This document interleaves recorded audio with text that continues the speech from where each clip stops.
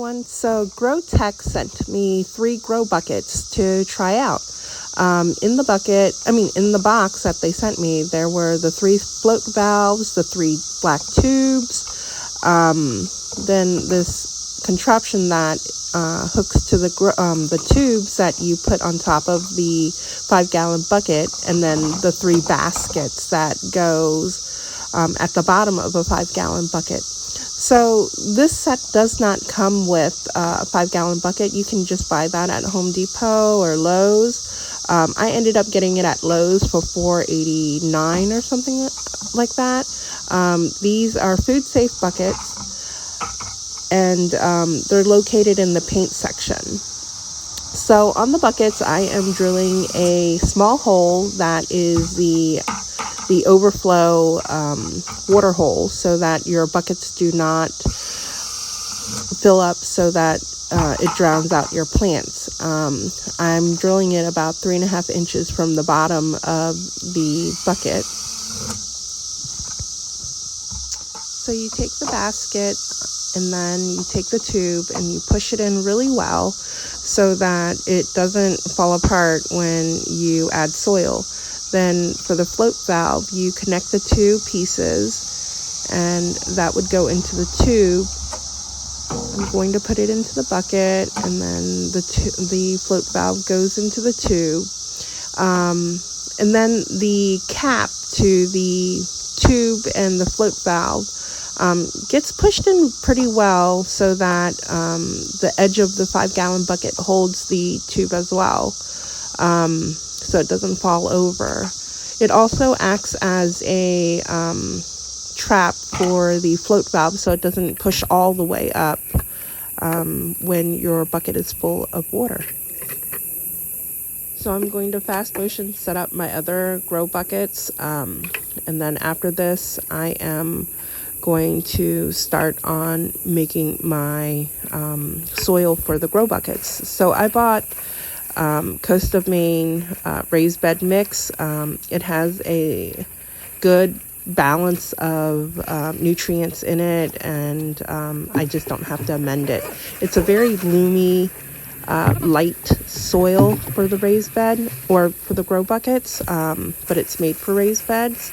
Then I'm going to add about I would say like a coffee can of Perlite and a coffee can of Vermiculite. That's what I had left on hand, so I'm just using the rest of it so I can just get rid of these bags. They add like good drainage, and it helps the soil not compact in, since I am going to be adding some topsoil to the mix as well. I'm going to add about 1/3 of a bag of topsoil. Then I'm going to mix everything up and fill the raised beds. So give it a good mix so that everything is well incorporated, and this is how the soil looks like for the buckets. It's a very good loomy mixture with a bit of everything. Now I'm just filling the buckets up to probably 2/3, depending on what you're growing. Just make sure that everything is still in place and stable. So I am going to add eggplant in this particular bucket. So after filling all of that on my second bucket, I'm going to show you a top view of how I'm filling this bucket, so you get a better sense of what's going on. For this bucket, I'm gonna do the tomato.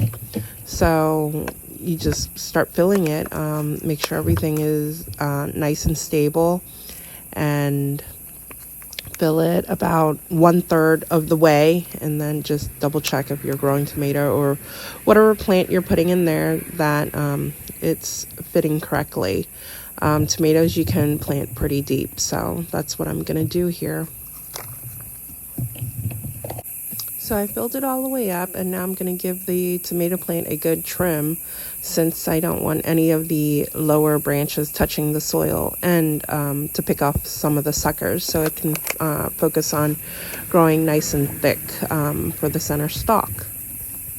So before I fill the last bucket, I should have just showed you in the last video how the whole entire thing looks like. So pulled it out so you can see the float valve fell out. So that's how the whole entire system looks like once it's put together.